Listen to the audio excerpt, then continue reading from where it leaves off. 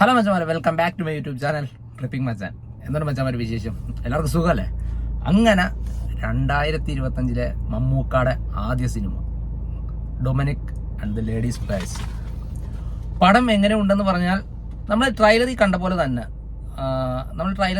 തന്നെയാണ് അതിൻ്റെ ഒരു തീം. അതായത് ഒരു പേഴ്സും അതിൽ റിലേറ്റഡ് ആയിട്ടുള്ള കുറച്ച് കാര്യങ്ങളാണ് ഈ സിനിമ പറയുന്നത്. എന്ന് വെച്ചാൽ തന്നെ പടം നല്ല പടമാണ്. എന്ന് വെച്ച് കഴിഞ്ഞാൽ നല്ല ഒരു വെറൈറ്റി ഉണ്ട്.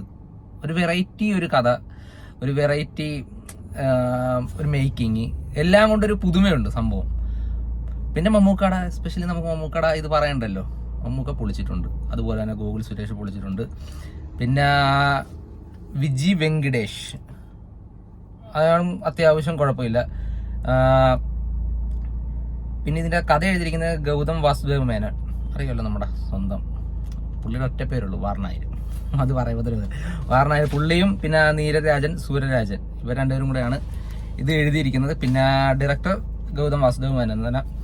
അപ്പോൾ പടം ഞാൻ നേരത്തെ പറഞ്ഞ പോലെ തന്നെ പടം നല്ല പടമാണ്. അത്യാവശ്യം നമുക്ക് കണ്ടിരിക്കാൻ പറ്റിയ, ഒരുപാട് ഹൈപ്പൊന്നും ഇല്ലാതെ വന്നൊരു മൂവിയാണ് Dominic and the ladies purse എന്ന് പറയുന്ന ഒരു മൂവി.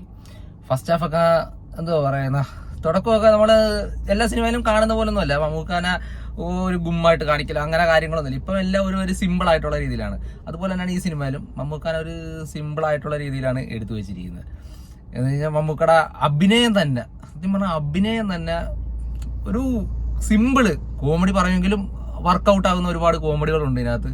അതുപോലെ ഫൈറ്റ്, മമ്മൂട്ടി 10-15 പേര് ഇടിച്ചിടുന്ന അങ്ങനത്തെ സംഭവം ഒന്നുമില്ല ഈ സിനിമയിൽ. എങ്കിലും നല്ല രസമാണ് കേട്ടോ കണ്ടിരിക്കാനൊക്കെ. അത്യാവശ്യം നല്ല രീതിയിൽ തന്നെ ഫാമിലി ആയിട്ടൊക്കെ വന്ന് കാണാനും, പിന്നെ എല്ലാവരുമായിട്ട് അത് നല്ല രസം, ഒരു സംഭവം, ഒരു വെറൈറ്റി ആണ് സാധനം ഈ സിനിമ എന്ന് പറയുന്നത്. ഒരു പേഴ്സ് അന്വേഷിച്ച് പോകണം, ആ ഒരു പേഴ്സ് പിന്നെ കണ്ടുപിടിക്കുന്നത്, ആരുടെയാണ് പേഴ്സ് എന്ന് കണ്ടുപിടിക്കുന്നത്, പിന്നെ ഒരു മർഡർ, അങ്ങനെയാണ് കഥ അതിൻ്റെ അത് പോകുന്നത്. പക്ഷേ അതിനകത്ത് ക്ലൈമാക്സ് വരുമ്പം അത്യാവശ്യം ഒരു നല്ല രീതിയിൽ തന്നെ ഒരു ഒരു വെറൈറ്റി ഉണ്ട് ക്ലൈമാക്സ്. നമ്മൾ വിചാരിക്കും ഇതായിരിക്കും വില്ലൻ എന്ന് വിചാരിക്കും, പക്ഷെ അതിനകത്തൊരു ട്വിസ്റ്റ് ഉണ്ട്. അത് പറയുന്നില്ല, അത് പറഞ്ഞു കഴിഞ്ഞാൽ നല്ല രീതിയിൽ സ്പോയിലറായി പോകും കേട്ടോ.